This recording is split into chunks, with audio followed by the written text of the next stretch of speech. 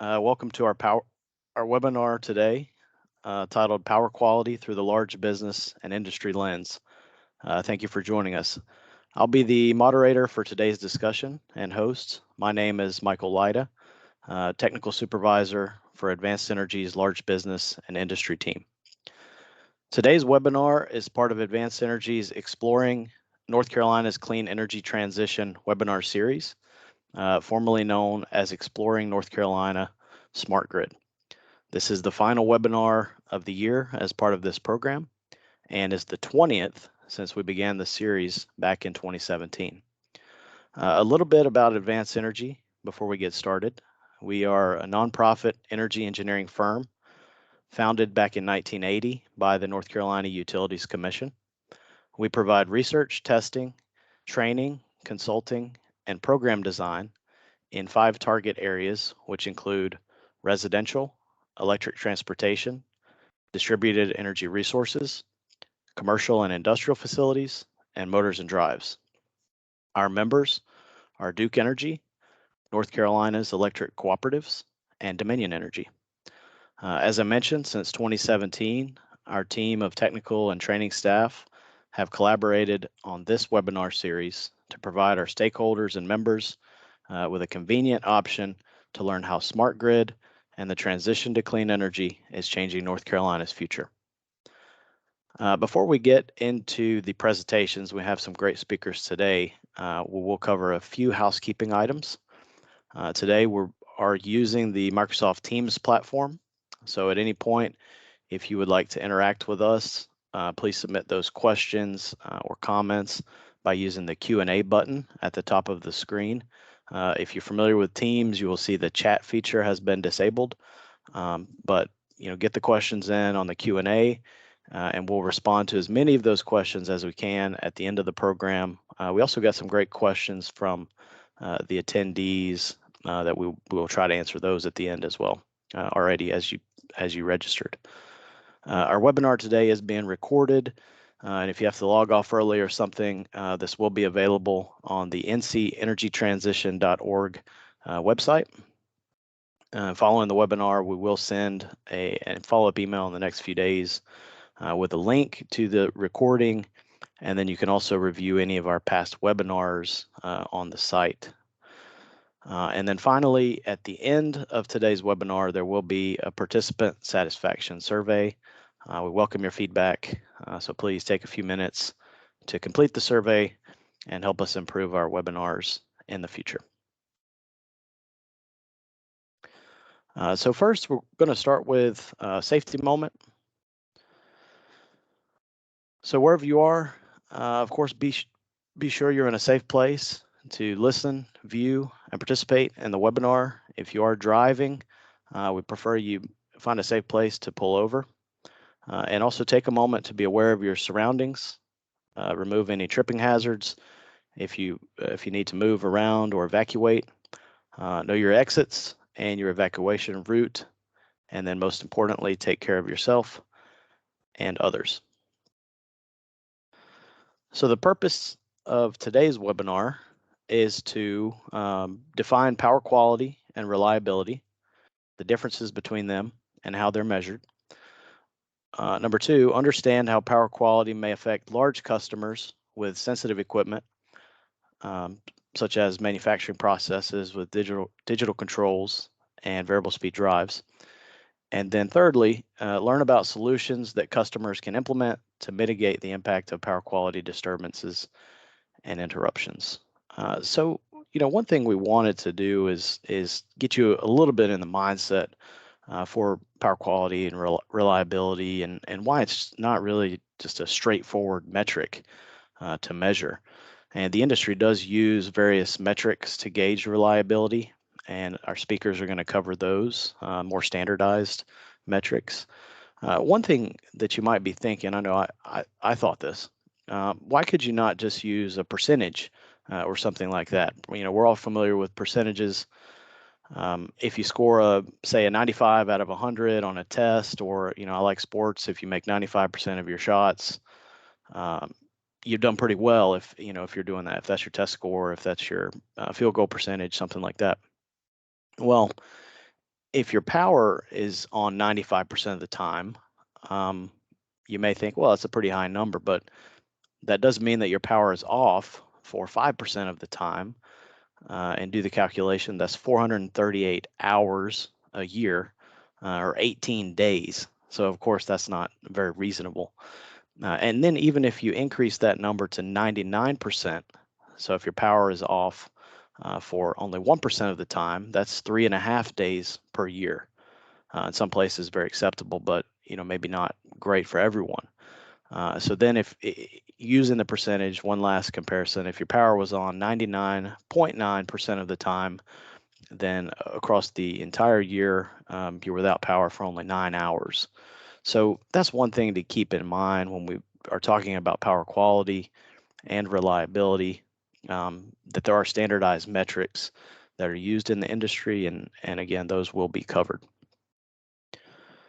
So moving on with a quick introduction of our speakers. So we have some great speakers today. First speaker is Matt Davey. Matt is a lead power quality engineer with Duke Energy, and he provides engineering and technical expertise for the identification, analysis, and resolution of power quality problems for Duke's residential and commercial and industrial customers. And of course, I will have to bring it up, Matt, you're an Advanced Energy alumni and served various roles in your time at Advanced Energy. Worked in the motor lab, delivered motor test services, provided valuable motor-related education and best practice trainings. And you also became Advanced Energy's first and lead auditor for the Electrical Apparatus Service Association, ESA, ESA's accreditation quality motor repair program. Glad to have Matt back with Advanced Energy, at least for today. So Matt also received his bachelor's degree in mechanical engineering from North Carolina State University and is a licensed professional engineer in North Carolina. Our second speaker will be Mr. Bob Beadle. So Bob is currently the Director of Grid Infrastructure at North Carolina Electric Membership Corporation and based out of Raleigh. Bob has over 33 years of electric utility experience, including service in the U.S. Air Force as a base facilities engineering officer at Shaw Air Force Base in South Carolina, 4 years in consulting with LMHT Associates, and then over 26 years in various transmission planning and engineering roles with the cooperatives and CEMC. Bob has Bachelor of Science degrees in electrical engineering from Clarkson University and civil engineering from North Carolina State, and is also a licensed professional engineer in North Carolina. And last but not least, our third speaker is Tyler Harriet. So Tyler is the system engineer currently at Halifax Electric Membership Corporation, has been in that role for around 1.5 years. He has an additional 5 years of experience with the North Carolina Electric Cooperatives and working most of that time with NCEMC specifically prior to joining the team at Halifax.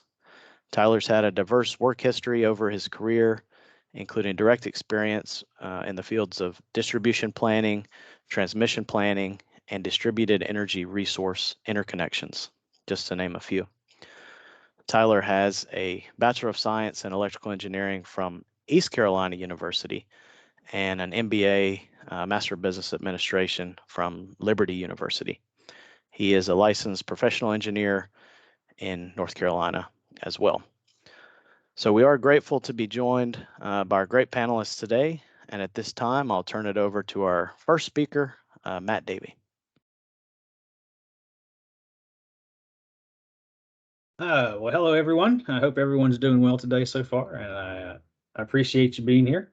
So, yeah, my name is Matt Davey, and I'm a power quality engineer with Duke Energy, and I cover much of the Research Triangle Park area. On a day-to-day basis, usually working with a lot of large industrial and commercial businesses in the area, doing a lot of troubleshooting for them. So if a customer is experiencing electrical or equipment problems they suspect may be related to the incoming power, I help to and try to investigate and resolve those problems for them. right? All right, thank you for being here today. So reliability versus power quality. How are they different and how are they similar? So hopefully by the end of this presentation today, you'll see that reliability and power quality are essentially just two sides of the same coin, right? So starting off, reliability metrics are a common measurement of power outages. A lot of folks here may be familiar with the more common reliability metrics like SAIFI, SAIDI, and CAIDI. So obviously SAIFI being on average how frequent outages are occurring, CAIDI being on average how long those outages are lasting.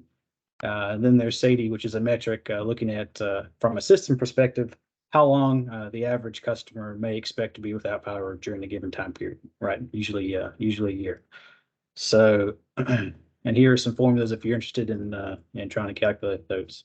What's important to note is these metrics don't necessarily count an outage until power has been out for at least 5 minutes. And by that point, a lot of industrial equipment and processes have long since shut down. So these are very long duration type of metrics.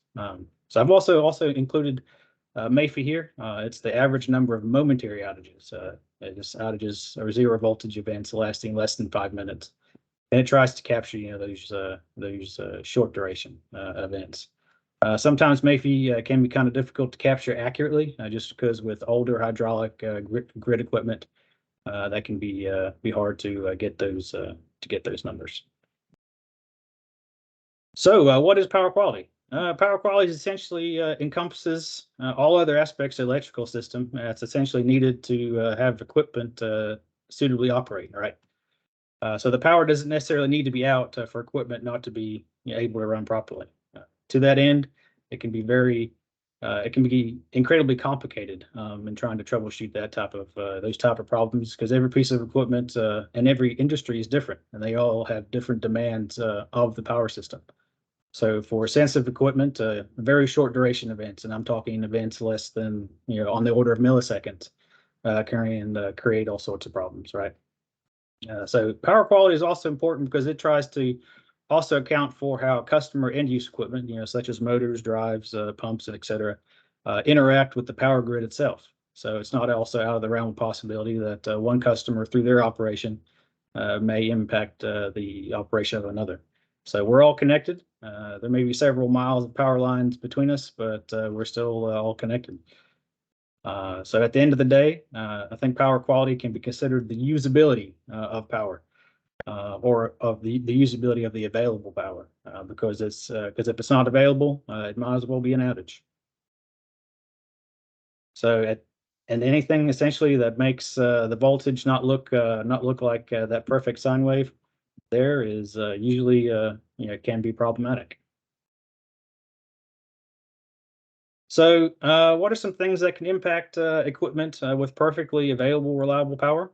Some examples here are momentary operations, and essentially the resulting voltage sags and swells, from those interruptions on the grid. So coming up, I have an example of how events on one part of the grid could cause power quality issues for customers on other parts of the grid. Moving on, then there's under and over voltage conditions. Obviously, steady state voltage can't be too low or too high.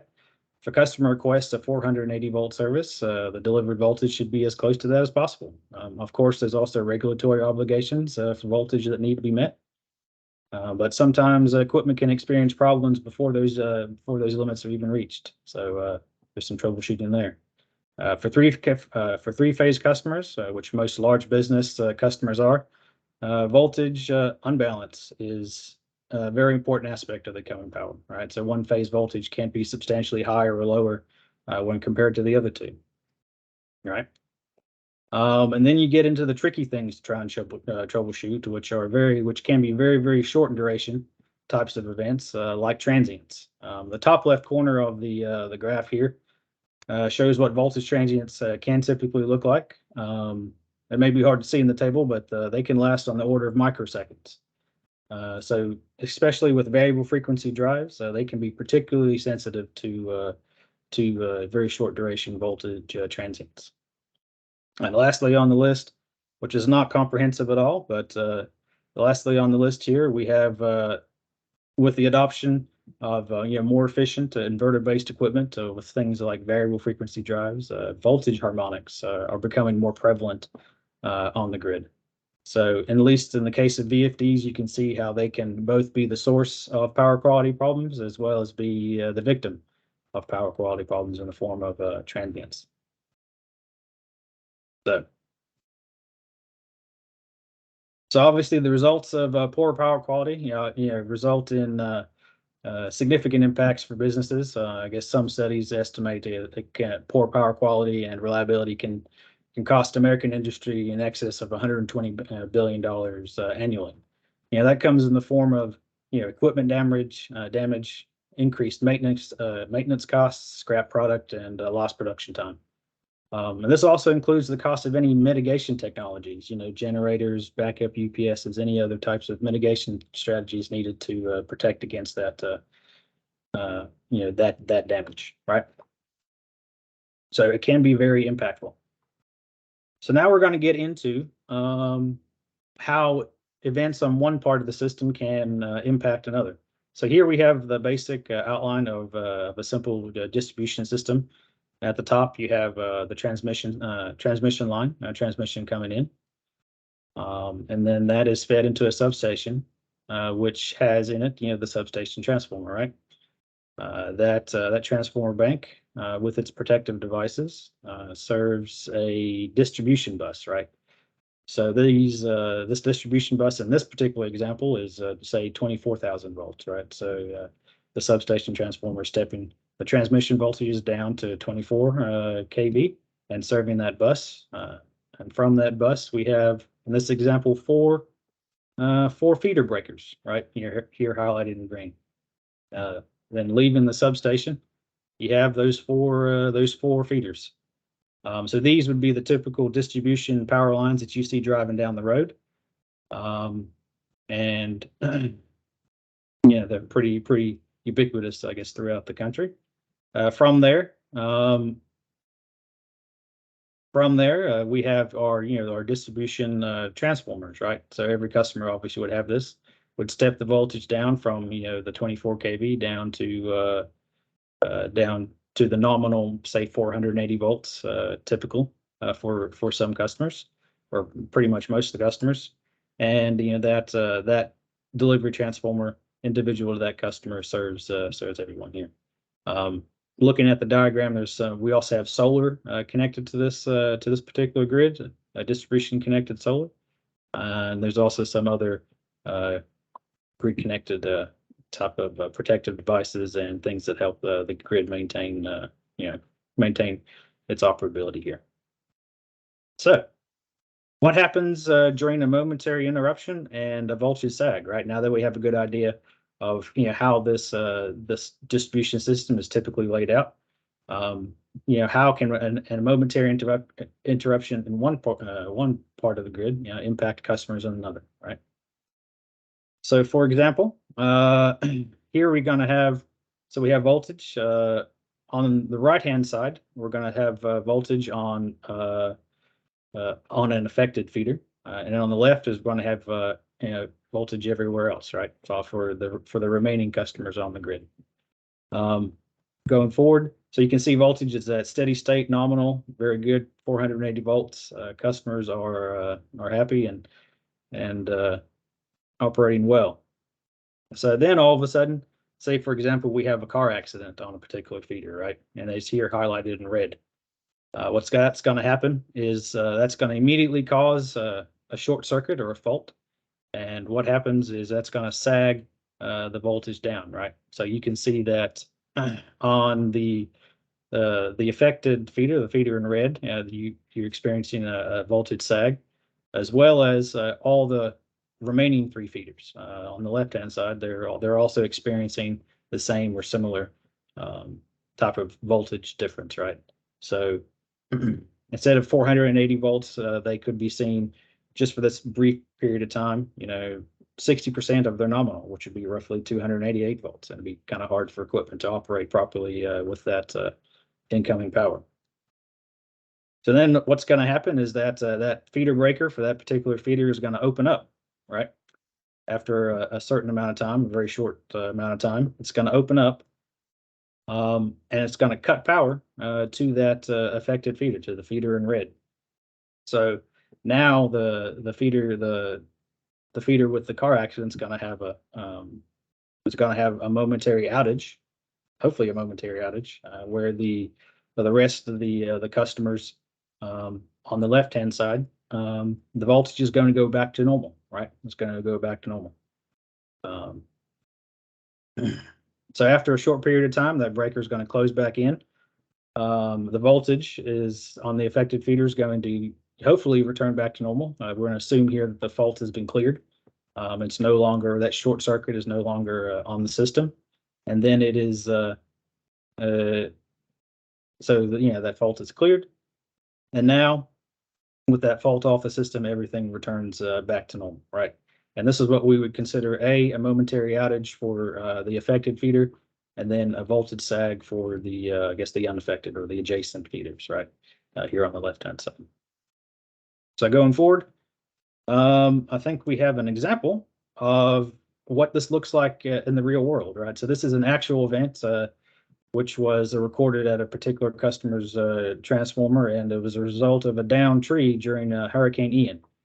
So you can see here we have some precipitating events. Maybe this is the tree falling, just beginning to fall, maybe a branch or two hitting the power line or the overhead power line. And those are self-clearing, so they didn't require the operation of a breaker or protective device.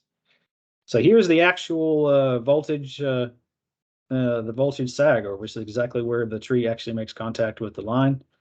And then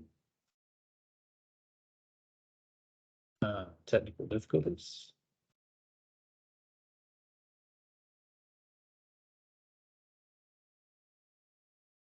So yeah, so yeah, here is the and this is the duration of the sag. So you can see this is not a very uniform type of drop. This is a very very chaotic type of event, right? And it's not. And this area here is generally when some equipment damage can usually occur, because this is a very very chaotic type of event. You can see this is now where the breaker opens on this particular feeder to help clear that fault. And then after a brief period, it closes back in. That tree is no longer causing a short circuit for the entire feeder, so it closes back in, and voltage returns to normal. But obviously, as you can see, the load on this particular customer before the event is at one point, and now after, obviously that's been knocked offline. So unfortunately, this particular event had impact on the process and whatnot. So I think from here, I'm going to turn it over to Mr. Beadle. Thank you. Yeah, thanks, Matt. Bob, take it away. Okay, thanks. Bob Beadle. I'm with North Carolina EMC, which stands for Electric Membership Corporation. We're the G&T, which is basically the wholesale power cooperative for the co-ops in North Carolina. We are what we call all requirements, which means all of the power comes from NCEMC for 20 distribution co-ops. And then we have 5 partial requirements, which means they get some of their power from us and some from other sources. So you can kind of see that we're in a lot of different areas and cover quite a few things. We also are in quite a few counties in North Carolina, and we're probably about 94% residential, and then about 6% commercial and industrial as far as our load. So quite a bit of focus there on the residences, but which you would expect in rural areas, but a lot of other things as well in the mix that bring us into power quality issues similar to what Matt described. Since we are in a lot of rural areas, a lot of the service in those regions are long rural feeders, which with all those miles and a lot of that exposure means any kind of voltage problem you have gets propagated down the line.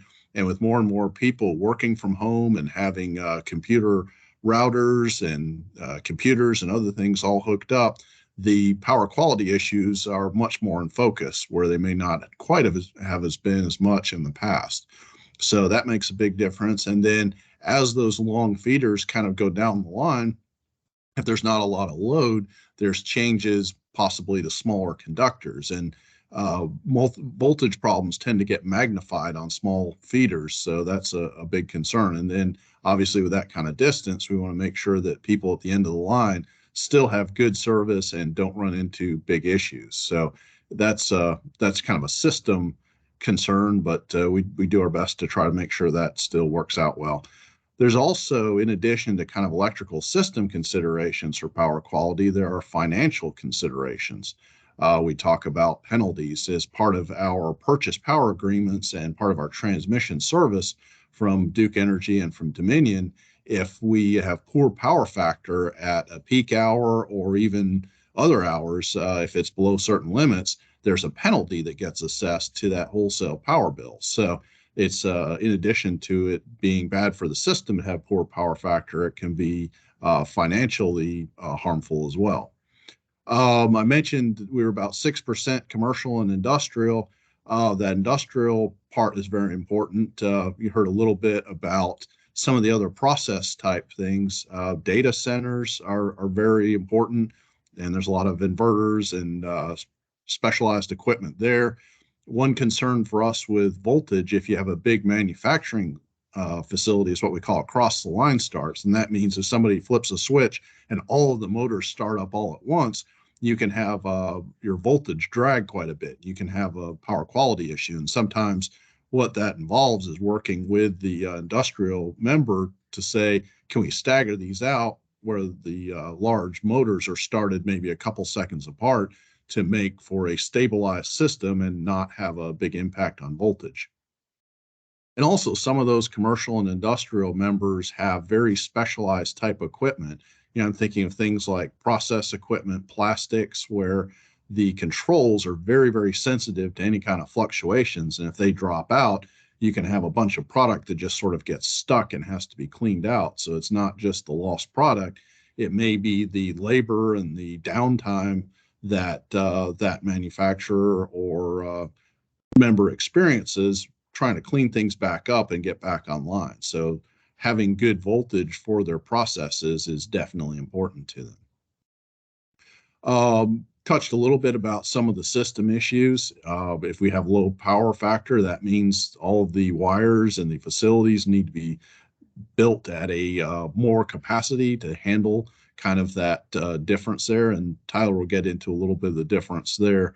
Some of the grounding problems, if the grounds aren't properly connected, we can have voltage issues there where what we call voltage sort of floats. It means it's not well tied. So that's why, some of the copper theft and good maintenance is a big concern for us, because we want a good system that's held down well. And then also the system losses, that can be very important to us as well, because that's money that's just burned up in the lines and, can make a big difference in the long run on efficiency in your power system. So getting to a more specific example, I'm going to turn it over to Tyler Harriet, who's going to talk about the power quality that he actually saw on their system. All right. Good morning. Thank you, Bob. Yeah, I wanted to, I guess Bob and Matt have done a good job this morning of giving us a high level overview of, power quality. I wanted to talk about a specific example that I was able to work on a few years ago while I was interning here at Halifax EMC. So during that time, we were approached by a sawmill. We have quite a few sawmills on our system. The one that you see here in the lower left-hand corner is I would say a medium-sized sawmill for us. We have, quite a few smaller, and then one that's much larger than this. But this one's a couple hundred kW of load for us. So medium-sized sawmill came to Halifax, with some voltage problems. They were having some saws that were stalling during some of their cuts. due to what they claimed were voltage drops. One thing that's important, I guess, to note about this sawmill, it's like Bob described earlier. We have very long rural feeders. This sawmill is located over 10.5 miles from the substation. Ideally, utilities prefer to have larger loads, located closer into the source substation for a variety of reasons. But the over 10.5 miles here exposes this member to voltage drops, but also, there's a lot of line exposure there where vegetation or animal issues could cause momentary or sustained outages for the sawmill. But they approached us, with the saws stalling due to those voltage drops. So one of the first things that Halifax did was to take a power quality meter out to the site and install it on the secondary bushings of the pad mount transformer. So that's what you see in the picture on the right there. I think there's a PMI meter that we were using. And what that does is it provides some high-speed sampling of the power, quality or the electrical quantities in that transformer, so that we can gather data and then make an assessment of what's going on inside the transformer. You can think of that as like a doctor maybe putting a heart monitor on a patient to monitor the electrical quantities or inside of the heart. We were doing the same thing there, so we could see what was going on in that transformer. What we realized after assessing the data, which I'll show you in a minute, was that we were seeing a power factor as low as 0.4 for this site. Ideally, you want that power factor to be 1, and what power factor is, it's the relationship of the kW, the real power, to the kVA, the apparent power. So transformers and things of that sort are sized for kVA, which is the total capacity of power that device can handle, and the power factor is just the relationship of that kW to that kVA.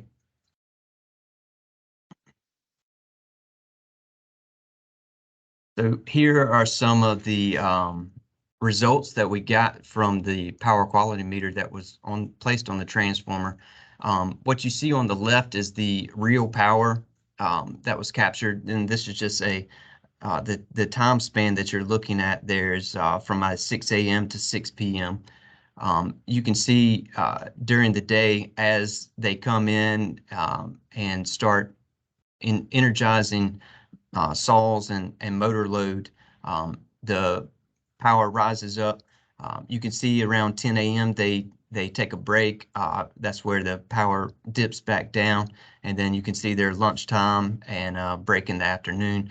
But what we saw was around 50 kW of load per phase on this transformer, so 150 kW for the entire transformer. The transformer that was out there at the time was a 300 kVA transformer. So if you had a power factor of 1 with 150 kW of real load on that transformer, the kVA usage of that transformer would be 150, but that's not what we saw and what you'll see here in a minute.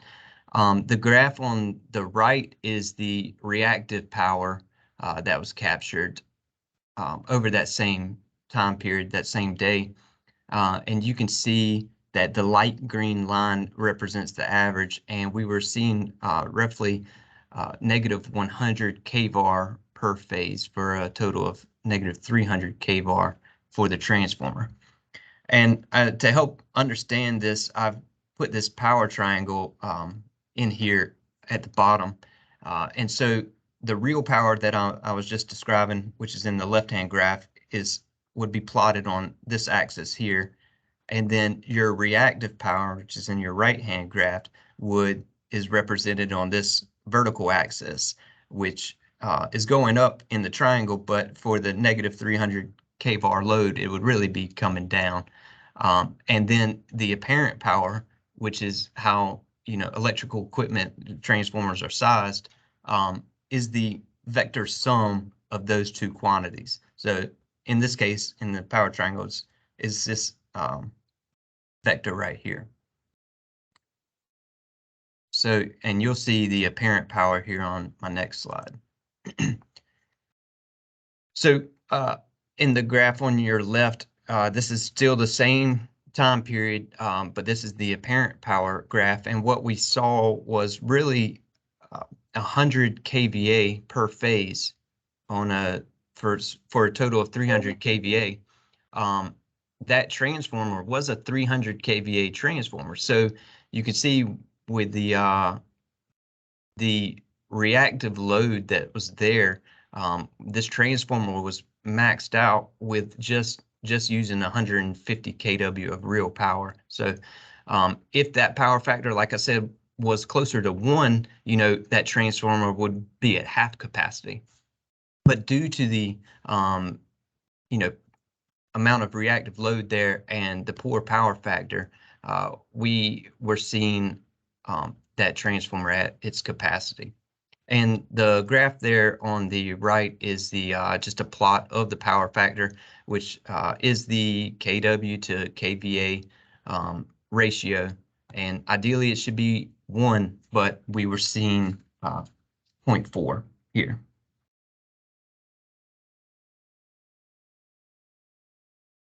So what can we do about that? And I guess I should say that, that power factor and that reactive load, sawmills have a good deal of motor load at them, and motors are naturally inductive in nature. So one of the things that we can do to counteract that inductive reactance is to install power capacitors. And utilities commonly do this on the distribution system, but due to the concentration of motor load at this particular site and the problems that we were having with them, Halifax recommended that they install, after this assessment, install some power capacitors. And so power capacitors help to sort of balance out that inductive reactive load that's there. They act to counteract that. So they help to improve the efficiency of the distribution system by reducing that total current drawn from the generator and flowing through the system. And some of the benefits for the utility is reduced system losses and less generated power needed at the site and the voltage support. So the couple pictures that you see on the right hand side are the capacitor bank that we worked with our member here to install. It's a 200 kVAR switchable bank. It steps based on its need in 20 kVAR steps, so it can increment up or down as needed to keep that power factor as close to 1 as possible.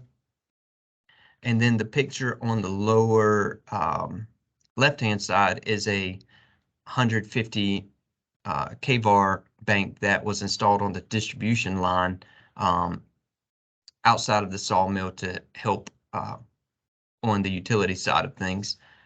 And so that's I guess commonly what you'll see on the distribution line, and that is a fixed bank. So it just puts out that reactive power at that location, and it's not switching back and forth like the bank that was installed on the secondary side.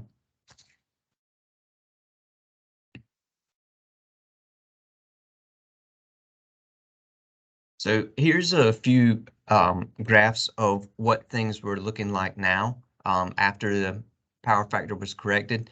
And the graph that you see on the left there is the reactive power. So you might notice that it's much more of a flat line now, whereas earlier you were seeing a noticeable dip when it was getting down to negative 300 kVAR while they were running, while they were operating the sawmill. Now it's much more of a flat profile, and what we're seeing is, during those working hours is they're getting around negative 10 kVAR per phase. And then on the right is the power factor as it stands today. It's corrected to around 0.85, which is quite the improvement from the 0.4 that it was earlier. So that helps us in a few ways. And one of the ways that Bob mentioned was system losses. So when improving that power factor, we are reducing some of the reactive current that would be flowing through the system. And when we reduce the current, we're also then reducing our system losses. So here's just the formula of how you would determine system losses. And it's the I is the load current there, and the R is the resistance of the conductors in which that load current flows. And I'll show you a calculation here in the next slide based on some of the measured quantities that we had. So for this particular example, we had the 150 kW of load. With that 0.4 power factor, we were seeing a 17.4 amps of primary current. That's primary current on our distribution lines. Once that power factor was improved to 0.85, we were able to reduce those amps to roughly half of what they were earlier. And then that is the resistance of the distribution lines from the substation to the sawmill there. And when we plug those values into the formula that I just showed you, before power factor correction, we were seeing, a little over 10 kW of losses. With the improved power factor, we were able to really cut that down to a quarter of what it was earlier. And so there you just see it was a 78% reduction in losses. So losses are one benefit of the power factor correction, but a few others are listed here. Bob mentioned power factor penalties at the wholesale level. Most utilities also have rate mechanisms in place where they are able to bill the end consumer for poor power factor. And Halifax has that through in our rate, we would adjust the kW demand based on a power factor under 0.85. So by improving power factor, the member or consumer is able to, avoid some of those penalties. I covered the losses earlier. Reduced loading on transformers and lines leading to more capacity for others. So like I mentioned earlier, that 150 kW of load, if it was closer to a 0.1, or I'm sorry, a 1 power factor, then the kVA requirement of that transformer would be half of what we were seeing it with the poor power factor. And so, that same power is being used on our station transformer, back at the substation. So as we are able to improve that power factor and reduce that kVA requirement, we're essentially freeing up more capacity for other members to continue to grow without the need for further capital investment to increase our system capacity. Reduced voltage drops are another benefit, and then longer motor life. So as we reduce some of that load current that's flowing through the motor load, you're reducing the heat that motor sees, and thereby extending its life. So that helps the consumer in kind of avoiding having to replace motors. So I think that was all I had, and I will turn it back over to Michael now.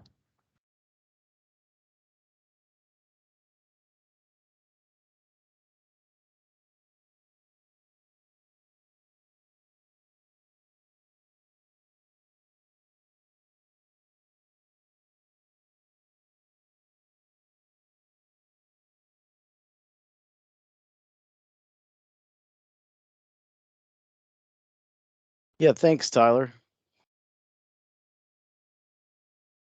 Sorry about that.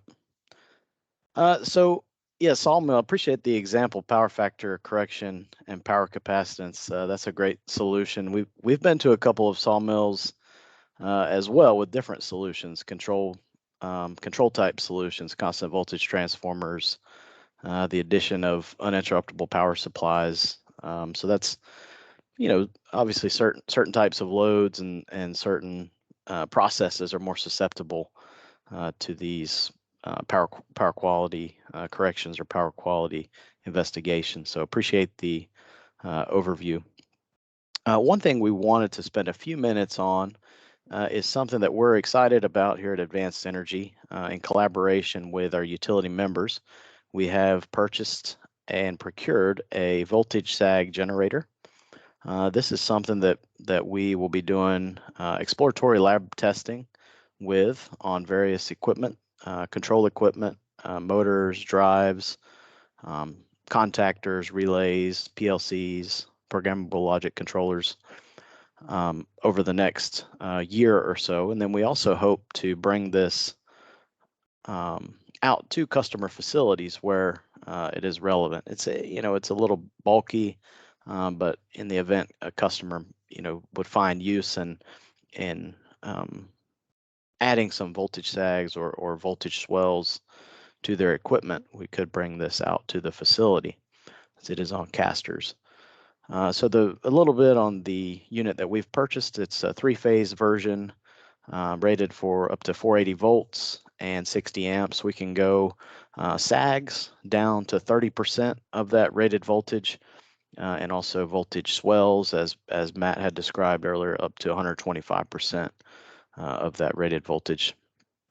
The three phases on our unit are independently variable, which allow for unbalanced sags and swells, which is more real world, more common to what's going to actually happen in the field or coming off of the lines, power line, grid, distribution lines. And then we can implement sag durations from a quarter cycle, which is about 4 milliseconds. One cycle, there's 60 cycles per second for general power. In the United States, we have frequency grid operates at a frequency of 60 hertz, so there's 60 cycles per second. We can run sags and swells down to about 4 milliseconds, and then also up to 10 seconds, which is pretty kind of an extended sag or extended transient event. Here's just, we won't spend too much time dwelling on this picture here. This is just the vendor software that comes with the event. I understand it may be difficult to see on the screen. If you are interested in this service, let us know, reach out to us. We have, witnessing options available in our lab, and then we also have, cameras, and we can remote witnessing where we can share our screens and, have you join in on Teams meeting and see the software and things like that. So if you are interested, let us know. We think this will be a great addition for our lab. We think, we see the testing opportunity to serve our utility members, Duke, Dominion, and NCMC. We think that component manufacturers and equipment manufacturers that are looking to prove their devices are sag tolerant to certain standards, like I mentioned here, IEEE 1668, SEMI F47, and the 2 IEC standards. If that component manufacturer is looking to prove sag tolerance, they could come to Advanced Energy and perform testing with the Sag Generator. And then, of course, end users with direct power quality issues, similar to what Matt and Bob and Tyler have all described. So at this time, that concludes the material. And so we'll transition over to some questions. I think we have had some good questions that came in, and we also had some questions that were submitted at registration. Do please understand we have about 7 or 8 minutes for the questions. So we may not have time to answer all of those, or in certain cases, we may not have an immediate answer to the question. In either case, we will do our best to follow up with you, doing some research or getting you in touch with the right folks and find the best resource. So let's take a look at some of these questions. The first one was on metering equipment. And I think, Tyler, you may be the best one to answer this. Are there any sub-meters that could be acquired to help monitor for power quality? Yeah, so I tried to do a little bit of research, sub-metering, like in the example that we had, we were using a more of a modular solution that we could take from location to location and record data in small, intervals of time for assessment. So, if you're looking for something like that, I think there's solutions out there like the PMI or flute type meters. For more of a fixed solution on the secondary side of things, secondary side of the distribution transformer. I'm not as familiar with those solutions, but I know that there are, advanced power quality meters out there. We use some at larger industrial sites and, also renewable, sites too for monitoring, harmonics, voltage, current, frequency, and any sort of transients that like Matt was talking about earlier. So those are the type solutions that I'm aware of. Yeah, very good. Thanks, Tyler. One other question that we had a couple of questions on this, so I'm going to try to summarize multiple questions into one. So, what are the PQ criteria or generally accepted IEEE PQ standards adopted by utility companies, specifically by Duke Energy? And so I'm going to target that over to you, Matt. And then another question, are utilities applying and enforcing IEEE 519 voltage and current harmonic limits? Yeah, those are like two very good questions. So because power quality is a very broad term, there's a lot of aspects to the power system and customer end use equipment that and its interaction. Those are usually taken on a case by case basis. There's some design standards that we'll try to follow to try and preempt any potential issues or known potential issues, right? In that respect. So. And going on to IEEE 519, yeah, that's a standard that sets voltage and current, I guess harmonic or demand distortion type of limits. And those guidelines they use that if you they will usually say that if you can stay at or below those type of limits, in general you shouldn't experience significant impacts or any impacts from any harmonic content either within your facility or on the power system. But to that end, IEEE 519 is a resource that we'll utilize to try and mitigate and resolve any harmonic type of issues that are present at a particular customer's location and whatnot. So yeah. Very good. Another question that came in is power quality an issue with the installation of variable frequency drives? And if so, how can it be addressed or minimized? So I would like to answer that question, and if anyone else wants to chime in, feel free to do so. Power quality is certainly an issue with variable frequency drives due to one thing that Matt discussed earlier, and that's harmonics. So, what happens with a variable frequency drive is you have grid power coming to the input of the drive. The drive then converts that power over to a DC bus. Then the DC bus converts that back to an AC simulated AC signal. It's called pulse width modulated, and then feeds that signal out to a motor, and that's what controls the motor. So by doing all that, you can you're not having a straight across the line 60 hertz frequency coming out of or back into your grid power. So those line harmonics, frequencies outside of 60 hertz can be fed back to the grid and potentially cause issues with other equipment in the facility, or I'm hesitant to say other facilities, but you basically just don't want to have harmonics on your grid in general. It can cause your motors to heat up also. So one thing that mitigation tactic that you do have with variable frequency drives is installing filters and filtering mechanisms. So you can have line reactors on the input side of a variable frequency drive, or load reactor, which are basically just small, very low impedance transformers. And the load reactor would be between the drive and the motor.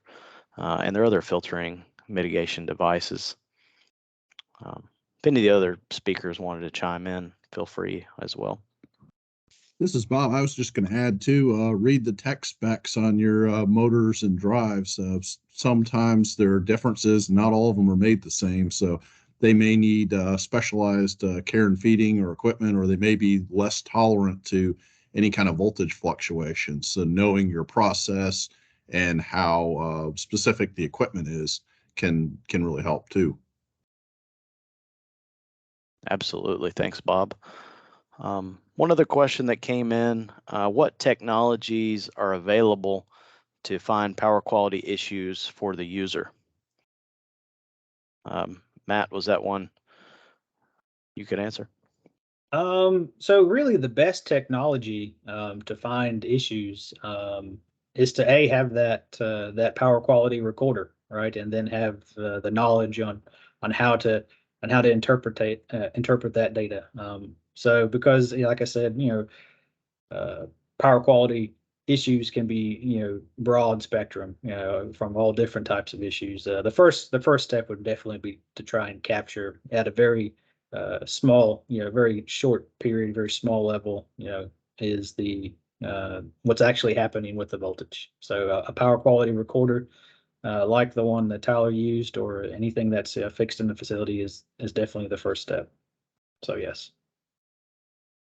And I was just going to add that Matt put a great reference information up there as well. So if you're able to capture the sine wave, it's not going to be a perfect 60 hertz wave, but if you're having a power quality problem, you might be able to recognize the issue on there just by the signature of that waveform.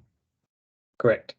And I will say that if you are able to capture a waveform and you don't know what it's telling you, a lot of times with some good knowledge, some good background, you can interpret kind of what's happening from that waveform. So if you want to reach out to your local utility, Duke or myself or the EMC, we can help provide some guidance on exactly what you're looking at, type of thing. All right. Thanks to Matt, Bob, and Tyler. Respecting everyone's time, that will be our last question.